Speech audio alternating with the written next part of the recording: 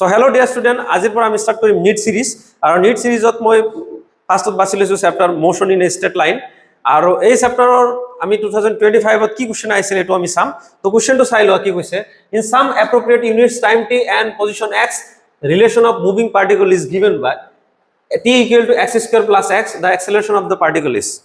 আমাক কি ওলাব দিছে? এক্সেলাৰেশ্যন ওলাব দিছে। তো কিন্তু ইকুৱেশ্যন দিয়া আছে। সো ইকুৱেশ্যনটো কি দিয়া আছে আমি লিখি ল'ম।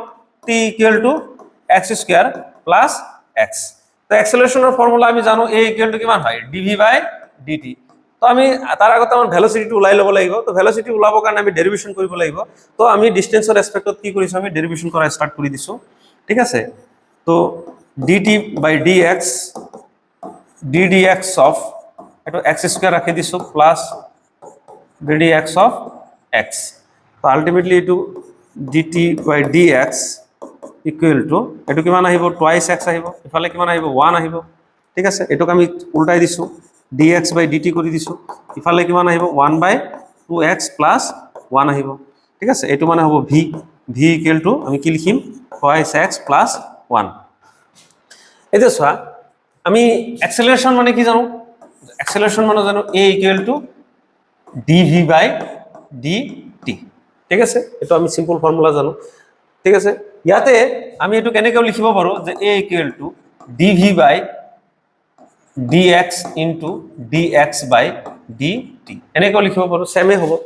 এতিয়া চোৱা, a equal to d x by d t মানে কি হয়? ভি হয়। তো d V by D x into v. মই চবৰ কাৰণে কৰি দিছোঁ, যাৰ কাৰণে ডিটেইলছ কৰি দিছোঁ, চবে যাতে একদম জিৰ' নলেজ থকা ষ্টুডেণ্টে যাতে বুজি পায় যে কি কৰি আছে ছাৰে। অ'কে। তো আমি এইখিনি ৰাখি থৈ দিলোঁ। তো আমি এইখিনি D V by D x আমি ওলাবৰ কাৰণে ট্ৰাই কৰিম। আমি ভিটো আমি আছে অলৰেডি। তো ভি আমাৰ কিমান আছে? ভি আছে আমাৰ 1/2x প্লাছ 1।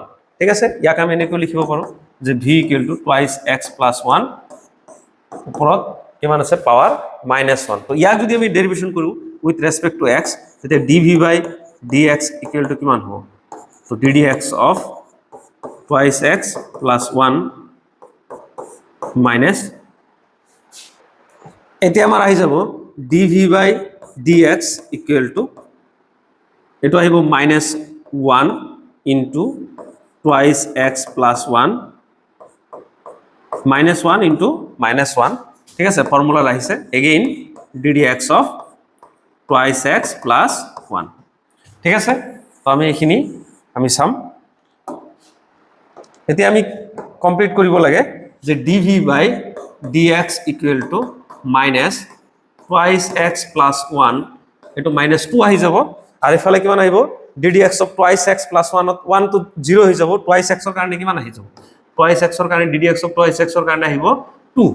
তো আমি এইটোক লিখিম D V by D x equal to minus 2 টো ওপৰত আছে অলৰেডি। তো 2 ওপৰত আছে। 2 ওপৰত থাকিলে এইটো কিমান হ'ব? 2/টুৱাইচ এক্স প্লাছ 1 এইটো কি আহিব? Whole square. ঠিক আছে। তো এইখিনি হ'ল ডি ভি বাই। এতিয়া এৰ ফৰ্মুলাটো কি আছিল? এৰ ফৰ্মুলা কি? ডি ভি বাই ডি এক্সৰ ভেলু কিমান হয়? ডি ভি বাই ডি এক্সৰ ভেলু হয় -2x plus 1 whole square into ভিৰ ভেলু কিমান আছিল? ভিৰ ভেলু হয় 1/টুৱাইচ এক্স প্লাছ 1। ঠিক আছে। তো আল্টিমেটলি এ ইকুৱেল টু আহিব -2/টুৱাইচ এক্স প্লাছ 1 3। আৰু এইটো কিমান নম্বৰত আহে? বি নম্বৰত আহি যায়। আৰু ইয়াতে তুমি ফুল মাৰ্কছ পাই গলা। অ'কে। তো প্ৰব্লেম ইমান টান নহয়। প্ৰব্লেমটো চোৱাৰ এপ্ৰ'চ কেনেকুৱা হ'ব লাগে সেইটো হয় ইম্পৰ্টেণ্ট। এক্সেলাৰেশ্যন ওলাব দিছে, আমি এক্সেলাৰেশ্যন ওলাই দিম। অ'কে। Thank U.